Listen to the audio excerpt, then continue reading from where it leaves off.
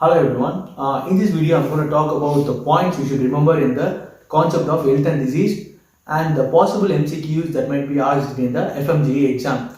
So first let's move on to the disability indicators. In disability indicators you have four things: DALY, Sullivan Index, HALY and QALY. So in DALY is nothing but disability adjusted life years.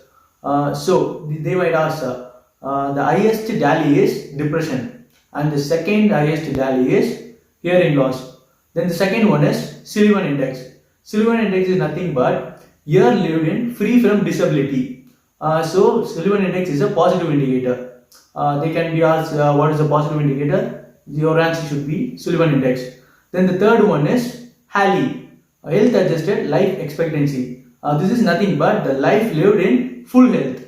So HALY is also a positive indicator. Then the fourth one is QALY, quality adjusted life years. It is nothing but money interventions, the quality of money interventions. So in disability indicators you have four things. You should remember is DALY, Sullivan Index, HALY and QALY.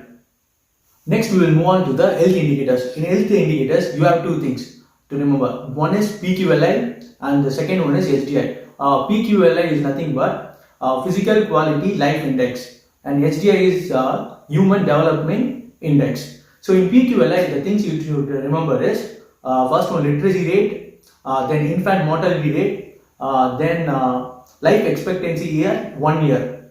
Life expectancy is 1 year. Then the fourth one is range is from 0 to 100.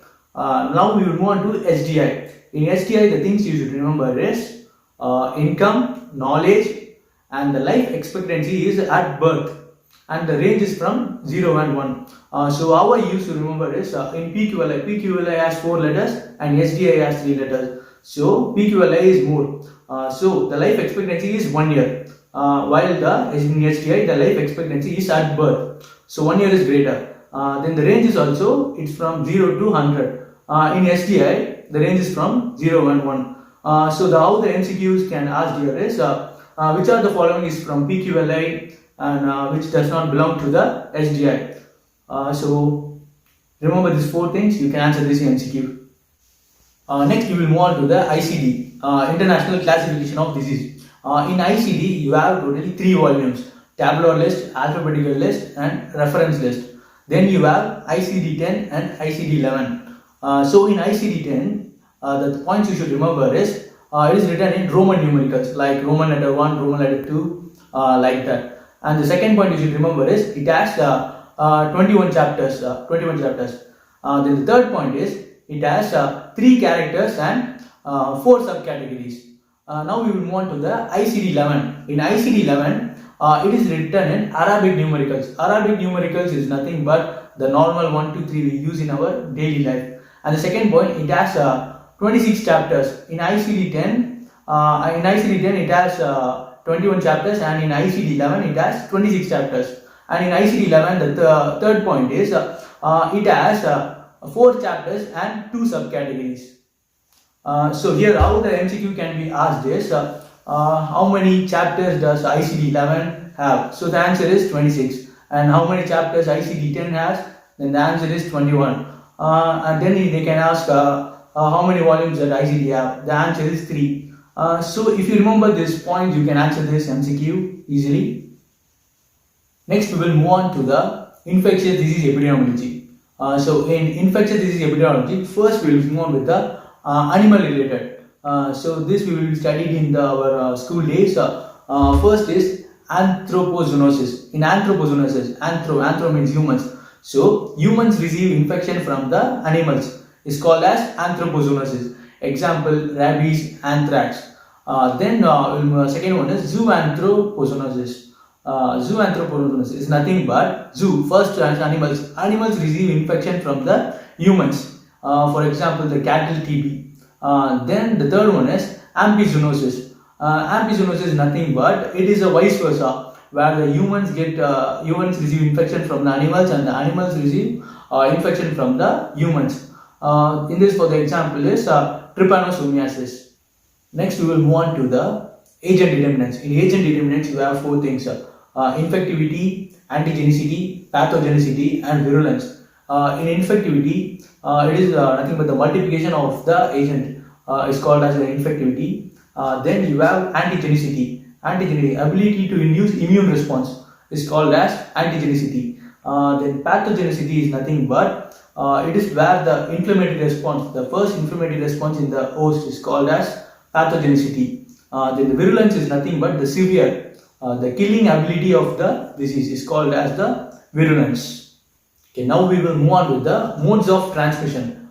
In the modes of transmission, you have two: direct and indirect. In direct transmission, you have droplets, then contact. Contact is like sexual contact and skin to skin contact. Then transplacental. Transplacental is nothing but from mother to the child. Then soil and inoculation. Inoculation is nothing but dog bites and the infection you get from the needles is called as inoculation. Then we go for the indirect transmission. In indirect transmission, you have airborne, formites, unclean ants. Then the vectors. Vector is nothing but like ticks, lice, and from the mosquitoes, bat, etc. These are called as vectors.